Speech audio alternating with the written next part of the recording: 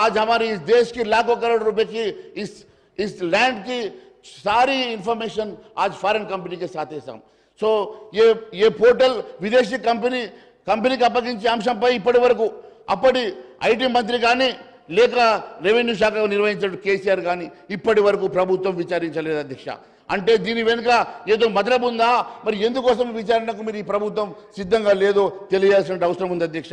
తెలంగాణ ఏర్పడి 2014 నాటికి భూముల రికార్డు పోలిస్తే ధరణి పోర్టల్లో దేవాదాయ వక్ఫ్ బోర్డులకు 40% తక్కువగా, ఫారెస్ట్ ల్యాండ్లో 6 లక్షల ఎకరాలు తక్కువగా ఉన్నట్లు తేలింది అధ్యక్ష।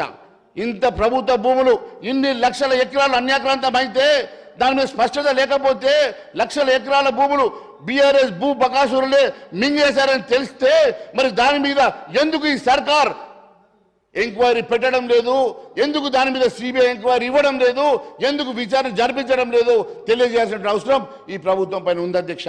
ధరణి పోర్టల్ నిర్వహిస్తున్నటువంటి ఫాల్కన్ సంస్థ విదేశీ సంస్థ అధ్యక్ష। మరి ప్రతినిధులతో రాష్ట్ర ప్రభుత్వం భూ అక్రమాలు సంబంధించినటువంటి సమాచారం తీసుకుందా? నిషేధ జాబితాల్లో 2020 నవంబర్లో ఉన్నటువంటి భూములెన్ని, 2023లో నవంబర్ నాటికి ఉన్నటువంటి భూములెన్నో, ఎన్ని లక్షల ఎకరాల భూములు అన్యాక్రాంతమైనాయో తెలియజేయాల్సినటువంటి అవసరం ఈ ప్రభుత్వానికి ఉన్నది అధ్యక్ష। ధరణి పోర్టల్ నిర్వహణలో ఫాల్కన్ సంస్థ నుంచి కేంద్ర ప్రభుత్వం సంస్థ ఎన్ఐసి నేషనల్ ఇన్ఫర్మేటిక్స్ సెంటర్ కు ఇచ్చే ఆలోచన ఏమన్నా ఉందా? మరి గౌరవ ముఖ్యమంత్రి గారిని అడుగుతా ఉన్నాను అధ్యక్ష। మన రాష్ట్ర రైతుల భూముల్ని వివరాలను విదేశీ కంపెనీలకు అప్పగించడానికి అసలు బాధ్యులు ఎవరు? ఈ ప్రభుత్వం తేల్చాల్సిన అవసరం కూడా ఖచ్చితంగా ఈ ప్రభుత్వం మీద ఉన్నది అధ్యక్ష। ధరణి పోర్టల్ సమస్యల పరిష్కారానికి తెలంగాణ ప్రభుత్వం తహసీల్దార్లు, ఆర్డీఓలు, జిల్లా స్థాయి ఆఫీసర్లను సీసీఎల్ఏలో వారి స్థాయి బట్టి అధికారులను బదలాయించింది। ధరణి సమస్య పరిష్కారానికి ప్రత్యేక డ్రైవ్ గత మార్చి 1 నుంచి 9 రెవెన్యూ శాఖ చేపట్టింది। మండలాల్లో అధికారులు దరఖాస్తులు స్వీకరించుకొని ధరణి పోర్టల్లో 17 రకాల మరి మాడ్యూల్స్తో సవరించినటువంటి మరి 1,45,000 దరఖాస్తులు పెండింగ్లో ఉంటే వాటిని ఎప్పటి లోపల పరిష్కరిస్తారు అధ్యక్ష? మరి ఎంతవరకు పరిష్కరించారు అధ్యక్ష? పట్టేదారు పాస్బుక్లో డేటా కరెక్షన్ కోసం లక్షలకు పైగా అప్లికేషన్లు ఉంటే వాటిని ఎప్పటి లోపల సవరిస్తారు? రికార్డ్ అప్డేట్ పేరుతో మందులా స్వామి हो गया सर।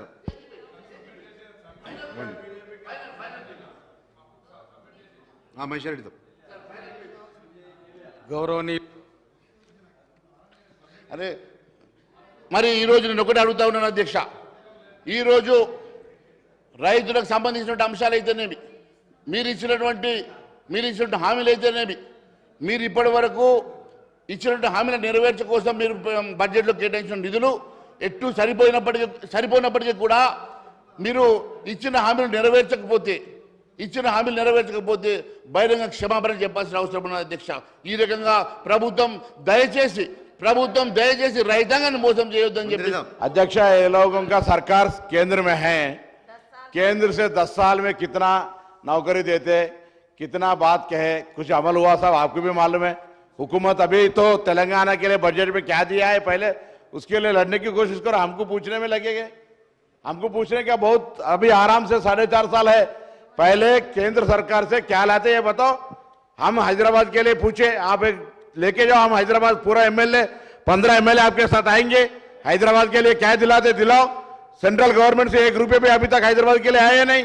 हैदराबाद के लिए देने के लिए हम 15 एमएलए के साथ इंचार्ज मिनिस्टर के हैसियत में आपका नेतृत्व में आने के लिए तैयार है। सवाल पूछने में क्या कोई सवाल पूछ सकते? केंद्र हुकूमत के तरीका तेलंगाना को 10 साल में हर प्रदेश को मिले वैसा ही मिले, हमको कोई नया स्टेट बनने का मतलब का 1 रुपये भी नहीं दिया। असल आप तो तेलंगाना के खिलाफ का करते हैं, इसीलिए आप बीजेपी से 8 एमपी है, दोनों मंत्री है, पूछे तो ऊपर कल मैं आप माननीय किशन रेड्डी जी का बात स्टेटमेंट दिया, अगर आप लोग नहीं आए तो एनटीपीसी का चले जाएगा। क्या तेलंगाना सरकार का एनटीपीसी का पावर का जरूरत नहीं है? ये बाइफर्केशन एक्ट में नहीं है, उसको लाने की जिम्मेदारी आपको नहीं है, ये क्यों नहीं लाते? अध्यक्ष साहब ये समझने की बात है। आप तेलंगाना के लिए, तेलंगाना जनता के लिए कुछ करने की कोशिश करो, बाद में हम भी बराबर आपकी जो भी मसला। आज मैं अभी टीवी में देख के आ रहा हूं, सब पूरा प्रदेश में कलेक्ट्रेट के सामने बीजेपी धरना कर रहे, काहे के लिए साहब? अरे आज जरूर हम लोग लोकल बॉडी इलेक्शन लगाएंगे, बीसी का रिजर्वेशन का मसला चल रहा है, आप लोग सिर्फ आप बोले हम क्या बोलते तुम मस्ते నీ ముక్కుసిపోతే నేను తుమ్మితేనే నీ ముక్కుసిపోయింది అన్నట్టు చెప్తారు. ఎన్నికలు ఎట్లానే పెడతాం అధ్యక్ష, బరాబర్ రిజర్వేషన్లో కలిపి పెడతాం, అన్ని రకాల కార్యక్రమాలు చేస్తాం. కానీ భారతీయ జనతా పార్టీ యొక్క స్ట్రాటజీ ప్రకారంగా పాప వాళ్ళకి ఏం దొరకలేదు, ఏం లేదు. పాప మహేశ్వర్ రెడ్డి గారు ఏదో ఒకటి చెప్పాలి కాబట్టి చెప్పే ప్రయత్నం చేస్తాడు. అధ్యక్ష, మీ పొద్దున మీ గౌరవ కామారెడ్డి శాసనసభ్యుడు చెప్పినట్టుగా టీచింగ్ చేసే ప్రయత్నం కాదు, కేంద్రం నుంచి ఏమైనా తీసుకురావాలి కదా. మీరు కూడా మీరు ఎల్లువైపుకి చెప్పండి. ఇవాళ హైదరాబాద్ నగరం 15 శాసనసభ్యులున్నాయి. 15 శాసనసభ్యులుగా హైదరాబాద్ నగరానికి 15 మంది శాసనసభ్యులను తీసుకొని మేము రావడానికి సిద్ధంగా ఉన్నాం అధ్యక్ష అనే మాట మీ ద్వారా గౌరవ భారతీయ జనతా పార్టీ శాసనసభ పక్ష నాయకుని నేను విజ్ఞప్తి చేస్తా ఉన్నా అధ్యక్ష. कंक्लूड करिए सर, एक मिनट सर टाइम काफी हो। सर इंटरप्रिटेशन ऐसा इंटरप्शन करके सर इतना मिनट उन लोग बात करना आप इतना अलाउ करते सर।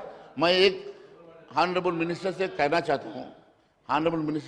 चाहता हूँ, इसके बारे में 2 दिन पहले हमारी यहाँ पर चर्चा हुई। चर्चा में हम केंद्र सरकार कितना इस स्टेट के लिए फंड दिया है, कितना ऑनगोइंग प्रोजेक्ट है, सारी चीज़ हमने बता चुका है। अगर उसके ऊपर आपको चर्चा लगाना है तो 1 दिन नहीं 2 दिन का चर्चा लगाओ, हम उसके लिए तैयार हैं। आज हम जो सब्जेक्ट बात कर रहे हैं सर, मैं बोला पिछले सरकार में जो दरनी में जो स्कैम हुआ, 2 लाख करोड़ की स्कैम हुआ, उसके बारे में आप इन्वेस्टिगेशन कराने के लिए तैयार है क्या पूछे तो उसको ये लोग डिबेट कर रहे। मतलब उन दोनों के बीच में क्या रिलेशनशिप है हमें पता नहीं है सर। फिर रिलेशनशिप नहीं है। स्वामियल सर, काफी टाइम दिया सर, आपको काफी टाइम दिया सर। अध्यक्ष 25 मिनट्स हो गए सर। अब अध्यक्ष एक मिनट सर